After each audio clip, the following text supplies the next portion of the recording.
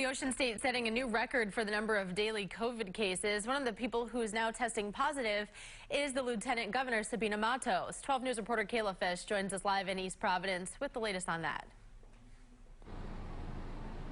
Hey, good morning, Kate. Well, Lieutenant Governor Sabina Matos says she is both vaccinated and boosted. She says she's experiencing very few symptoms after testing positive for coronavirus. Now, the Lieutenant Governor made the announcement that she tested positive yesterday, the same day that the Department of Health revealed a record-breaking number of new daily COVID cases. 2,379 people tested positive for COVID Monday.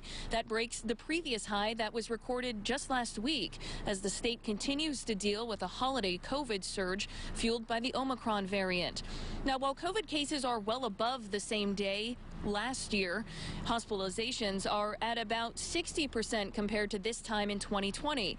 It's something Dr. Megan Rainey with the Brown University School of Public Health attributes to vaccines. Here's the hope. We do have vaccines, and our state is better vaccinated than most. That is what is keeping COVID hospitalizations down here. It's why we're not reaching the heights that we had a year ago. And Omicron does show signs of being milder, particularly for those of us who are vaccinated and boosted.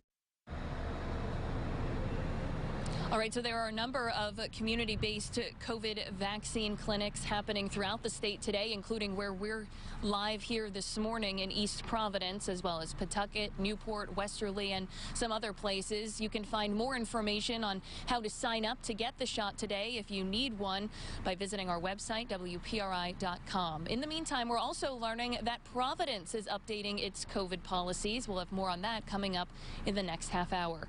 For now, live in East Providence this morning, I'm Kayla Fish, 12 News. Well, community vaccine clinics will be held across the state today as Rhode Island continues to deal with a surge in COVID cases. This as the state's biggest city announces a change in its COVID policies. 12 News reporter Kayla Fish is live in East Providence this morning, where one of those vaccine clinics will be happening today. Hey, good morning, Kate. That's right. We're live here at a vaccine clinic in East Providence. It's right nearby the Shaw's Supermarket on Taunton Avenue, and it's one of many places around the state where people can roll up their sleeves and get the vaccine or booster today. Other places where community-based vaccine clinics will be happening include Newport, Westerly, Little Compton, New Shoreham, Pawtucket, and other places. Now, getting that shot will soon be a requirement for city workers in Providence, where Mayor Jorge Alorza has announced the city employees must be fully vaccinated by the end of February or risk losing their jobs. This update to the city's COVID policy removes the weekly testing option. The Providence Police Union pushing back, calling the vaccine mandate an infringement on people's medical freedom. Now, this all comes as the state continues to deal with a COVID surge, with the Department of Health announcing more than 2,300 people tested positive for COVID Monday. That's a new one-day record for cases fueled by the highly contagious but slightly milder Omicron variant. My hope is that the slightly milder Omicron will allow this to turn into something that's more like a cold or the flu. That would be the dream of every public health and medical expert. We all want this to end. But I don't have a crystal ball, and time will tell what happens next.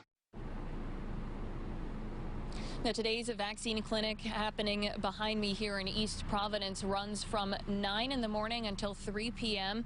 And if you're planning on getting the vaccine or a booster at either this clinic or any of the other community clinics, you're asked to make an appointment beforehand if you can. You can find out more information how to do that or how to get tested if you need a COVID test by visiting our website, WPRI.com. We have all the information for you right there.